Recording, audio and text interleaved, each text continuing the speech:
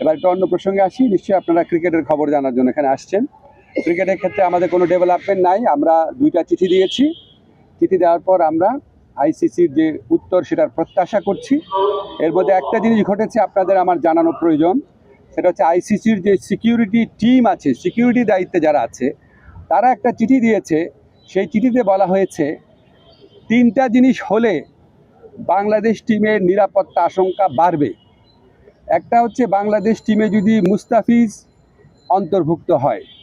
2 হচ্ছে বাংলাদেশ যে দলের যে সমর্থকরা আছে ওনারা যদি বাংলাদেশের জাতীয় যে জার্সি আছে, আমাদের ন্যাশনাল জার্সি আছে, এটা পরে যদি ঘোরাফেরা করে।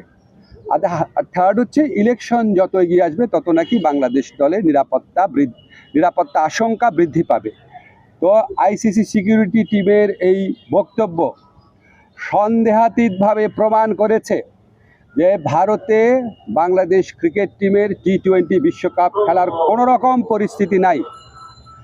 আইসিসি যদি আশা করে আমরা আমাদের শ্রেষ্ঠ বোলারকে বাদ দিয়ে আমরা ক্রিকেট টিম করব, আমাদের যারা সমর্থক আছে তারা বাংলাদেশের জার্সি পরতে পারবে না, আর আমরা ক্রিকেট খেলার জন্য বাংলাদেশের নির্বাচন পিছিয়ে দিব, এর চেয়ে উদ্ভট, অবাস্তব, অযৌক্তিক কোনো প্রত্যাশা হতে পারে না।